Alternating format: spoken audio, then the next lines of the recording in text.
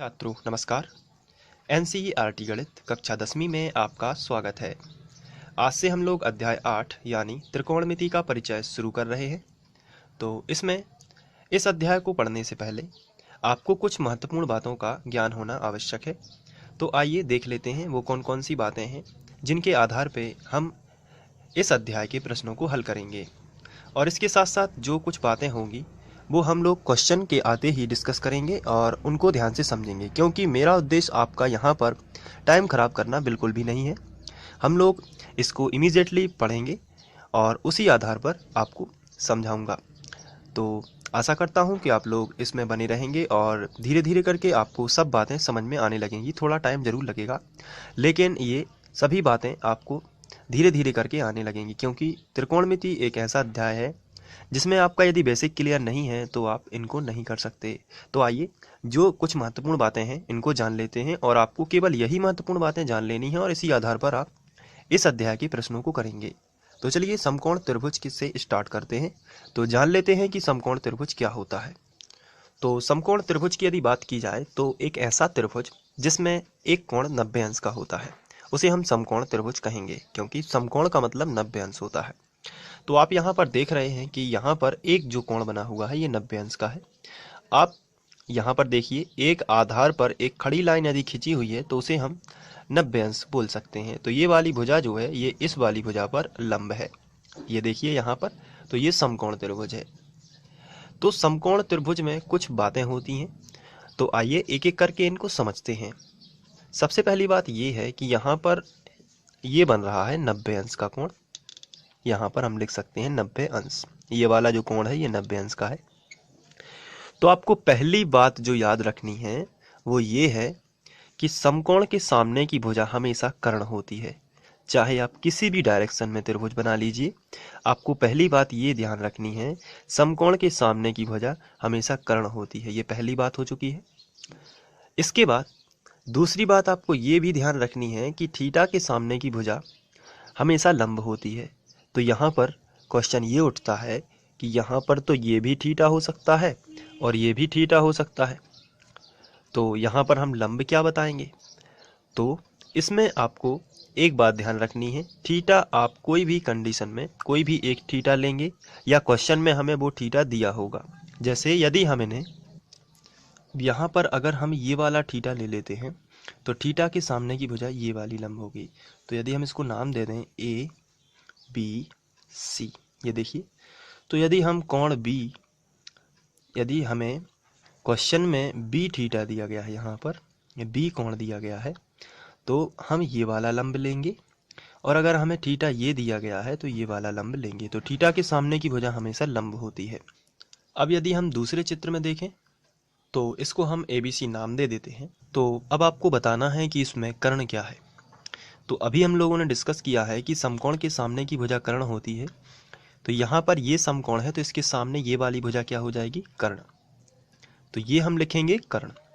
बाकी लंब क्या है, अगर ये थीटा है तो लंब ये है, और अगर ये थीटा है तो ये लंब है।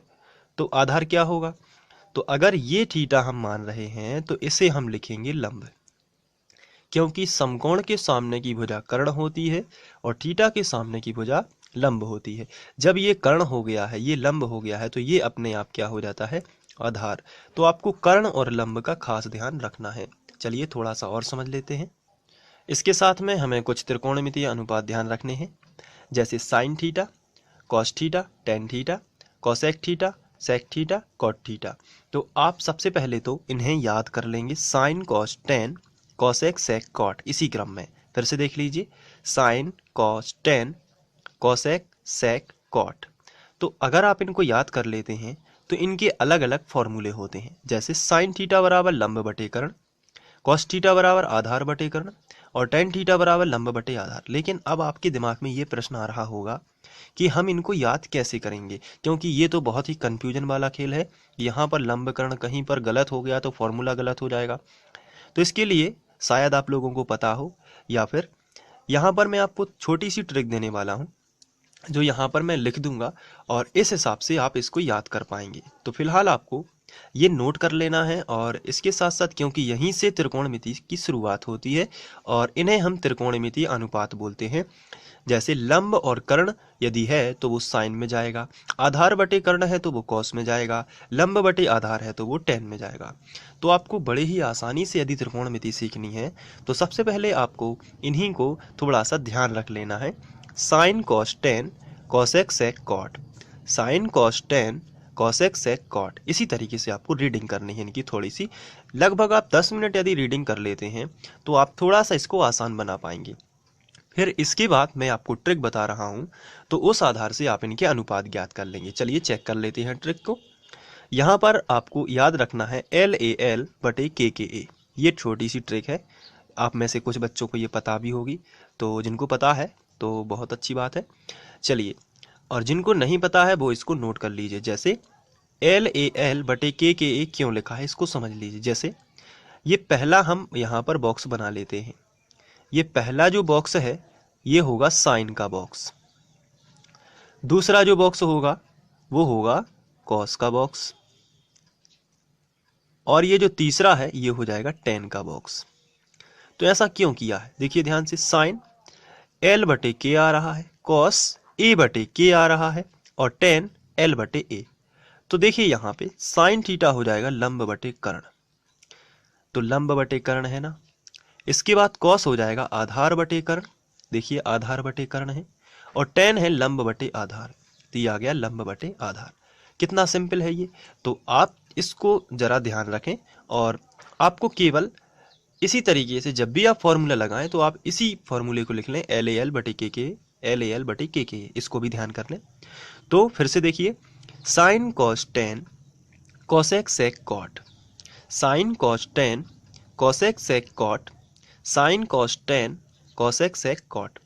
मैं इसलिए इसको बार बार रीडिंग करा रहा हूं ताकि आपके दिमाग में ये बहुत ही अच्छी तरीके से फिट हो जाए, बिल्कुल दिमाग में आ जाए। क्योंकि आपने यदि त्रिकोणमितीय अनुपात को क्रम से याद कर लिया तो इसके कई फायदे हैं। आप आगे जाके बहुत ही आसानी से इनको सॉल्व भी कर पाएंगे। तो मैं तो यही उम्मीद कर रहा हूँ आप लोगों से कि आप इनको बहुत अच्छे से याद कर लेंगे। जैसे sine cos tan cosec sec cot, आप इसको 10 मिनट जरूर दोहराइए, क्योंकि आप यदि इनको दोहरा लेंगे तो जरूर आपके दिमाग में इनका एक पैटर्न बन जाएगा, और यही पैटर्न आपके लिए बेहद ही जरूरी है इन क्वेश्चनों को हल करने में। साथ में आप ये ट्रिक भी लिख लीजिए, LAL बटे KK, इसको भी नहीं भूलना है, क्योंकि अगर ये इधर उधर हो जाता है तो भी आपकी ट्रिक काम नहीं करेगी। तो LAL बटे KK इसको याद करने की छोटी सी एक और है, लाल बटे कक्का, इससे भी आप इसको ध्यान रख सकते हैं, LAL बटे KK। तो मैंने पूरी कोशिश की है आप लोगों को ये बताने की आप किस तरीके से इसको याद कर सकते हैं। चलिए अब थोड़ा सा और ध्यान रख लेते हैं। जैसे पाइथागोरस प्रमेय की बात की जाती है तो आप लोगों ने 9th में भी इसे किया हुआ है, थोड़े से कुछ क्वेश्चन थे जिनमें पाइथागोरस प्रमेय किया था।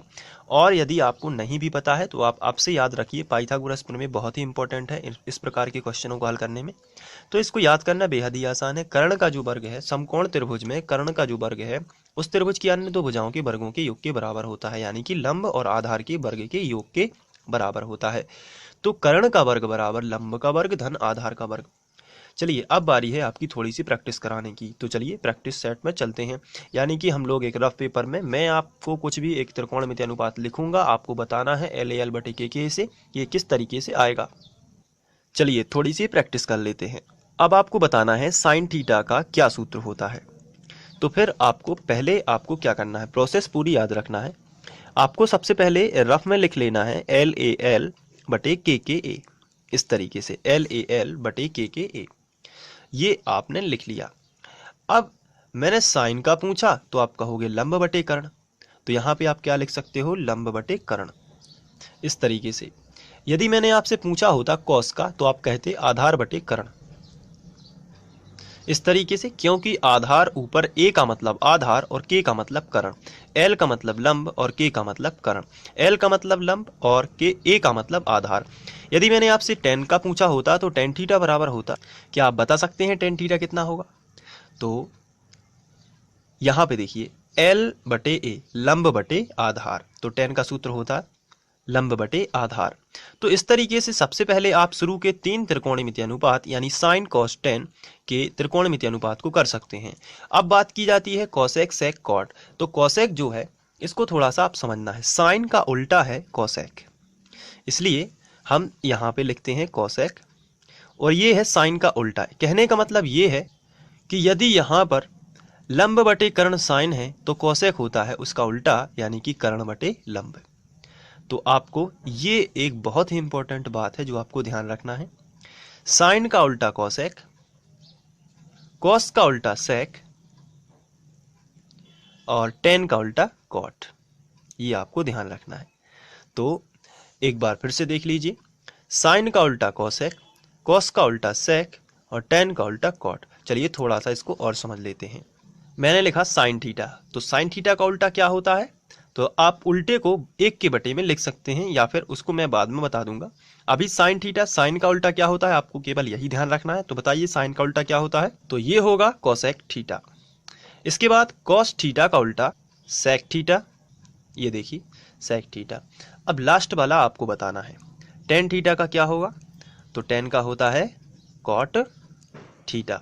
ये देखिए यहाँ पे टी है तो यहाँ पे भी टी है, तो टेन और कॉट तो एक दूसरे के उल्टे लग ही रहे हैं।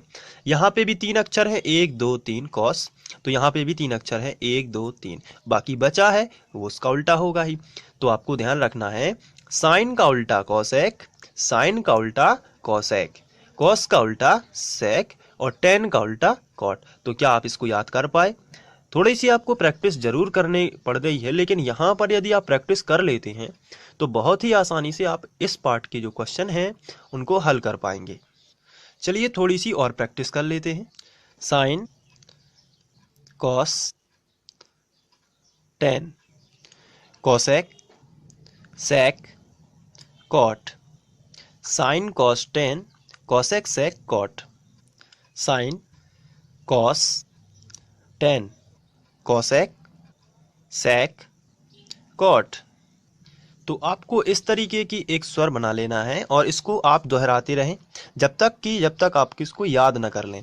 Sine cos tan cosec sec cot, sine cos tan cosec sec cot, sine cos tan cosec sec cot. तो आपको ये बहुत ही अच्छे से याद हो जाना चाहिए और ये भी पता होना चाहिए साइन का उल्टा कोसेक, कॉस का उल्टा सेक और टेन का उल्टा कॉट, साइन का उल्टा कोसेक, कॉस का उल्टा सेक और टेन का उल्टा कॉट।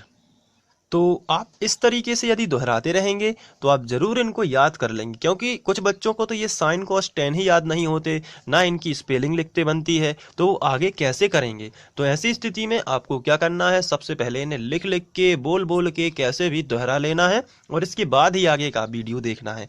क्योंकि आप वीडियो देखते रहेंगे और घर पर नहीं पढ़ेंगे तो आपको उतना अच्छा रिजल्ट नहीं मिलेगा। क्योंकि यहाँ पे मेरा उद्देश्य आपको केवल ये बताना नहीं है, ये साथ में आप याद भी करिए और अपने रजिस्टर पर पेन भी चलाइए और उस क्वेश्चन को सॉल्व भी करिए। क्योंकि वीडियोस देखने से तो कुछ नहीं होगा, क्योंकि वो देखोगे आप तुरंत समझ में आ जाएगा, लेकिन रजिस्टर पर जब करोगे तो बनेगा नहीं। इसलिए प्रैक्टिस मेक्स मैन परफेक्ट, जब तक आप प्रैक्टिस नहीं करोगे तो आप परफेक्ट बन ही नहीं सकते। इसलिए sine cos tan cosec sec cot, तो इसी तरीके से दोहराते रहिए, sine cos tan cosec sec cot. तो आप बहुत ही आसानी से याद कर पाएंगे, क्योंकि एक छोटी सी चीज, सिंपल सी चीज भी हमें एग्जाम में परेशान कर देती है। इसलिए आप इसको दोहरा लीजिए।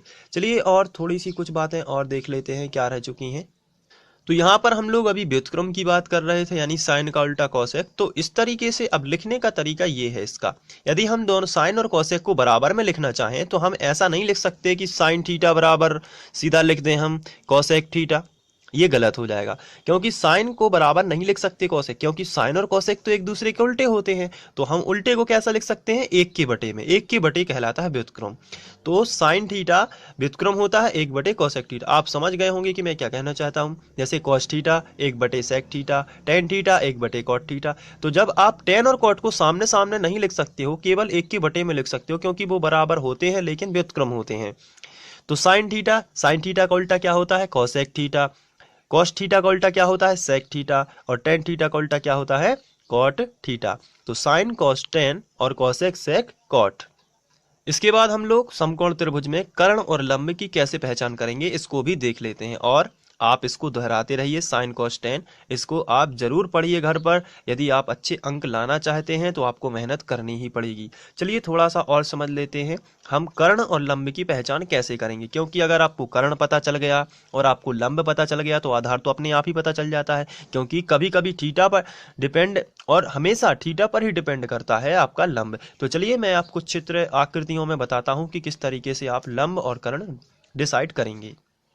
जैसे आपके सामने ये चित्र है, अब आप देखेंगे कि इसमें हमने यहाँ पे एक सिंबल बनाया हुआ है। तो ये सिंबल है थीटा का, यानी कि कोई भी कोण यहाँ पर हो सकता है। यहाँ पर कोई थीटा दिया गया होगा और यहाँ पर ये समकोण तो बना ही रहेगा, क्योंकि ये समकोण त्रिभुज है।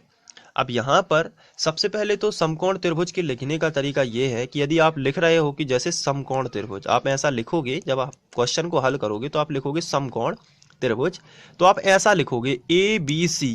कहने का मतलब आप ये जो समकोण है ये आप बीच में बताओगे, ए बी सी, इस तरीके से। तो ये बिल्कुल करेक्ट लिखा है और एग्जाम में आपके कोई भी मार्क्स नहीं काट सकता, क्योंकि यहाँ पे ये बिल्कुल करेक्ट लिखा हुआ है समकोण त्रिभुज ए बी सी में। साथ में आपको ध्यान रखना है, अब इसमें आपको कर्ण और लंब पता करना है। तो ये देखिए ये है समकोण, तो हमेशा समकोण के सामने की भुजा क्या होती है? कर्ण। ये देखिए ये है कर्ण और ये थीटा है, तो ये लंब डिसाइड हो गया, तो ये हो गया लंब। अब यहाँ पर ये कर्ण है, ये लंब है, तो ये क्या हो जाएगा अपने आप? आधार। तो इस तरीके से हम लोग डिसाइड करेंगे कि कर्ण क्या है, लंब क्या है और आधार क्या है। बहुत ही सिंपल चीजें हैं, आप समझते बस जाइए। चलिए दूसरी आकृति लेते हैं। तो इस आकृति में आपको दिख रहा होगा कि समकोण कहाँ बना है। ये देखिए समकोण, तो ये बी तो समकोण है, तो आपको कर्ण और लंब की पहचान करना है। तो समकोण के सामने की भुजा क्या होती है? कर्ण। तो आप देख रहे हैं कि ये तो हो जाएगी कर्ण, लेकिन इस बार थीटा यहाँ पे दर्शाया गया है, तो ये इस हिसाब से यदि कोण ए है, थीटा है, तो ये हो जाएगा लंब। तो फिर बचा क्या? ये हो जाएगा आधार। तो यदि हम दोनों चित्रों का कंपैरिजन करें, यहाँ पे देखिए, यदि दोनों चित्रों का यदि कंपैरिजन करते हैं तो आपको पता चलता है कि जहां पर थीटा है वह उसके सामने क्या होता है? लंब। जहां पर थीटा है उसके सामने क्या होता है? लंब। तो थीटा कहीं भी हो सकता है दोनों भुजाओं में, केवल क्योंकि तीसरी भुजा पर तो समकोण रहेगा, तो अब बची है तीसरी जो है, तीसरा कोण तो समकोण रहेगा, तो बचे दोनों कोणों पर कहीं भी थीटा दिया जा सकता है। और कभी कभी तो दोनों को थीटा लेना पड़ता है, तो उसमें अलग अलग कंडीशन में वो लंब चेंज होता रहता है। तो चलिए फिलहाल के लिए इतना ही, और इतने सब में हम लोग क्वेश्चन को कर सकते हैं। तो अब हम लोग प्रश्नावली 8.1 को शुरू कर सकते हैं, त्रिकोणमिति को शुरू कर सकते हैं। तो आशा करता हूं कि आप लोग ये सब दोहरा लेंगे और एक एक बार कर लेंगे, और साइन कॉस्ट कोसेक ये सब आप याद कर लेंगे। तो चलिए अब हम लोग आगे बढ़ते हैं और करेंगे प्रश्नावली 8.1 का प्रश्न क्रमांक 1। Thank you.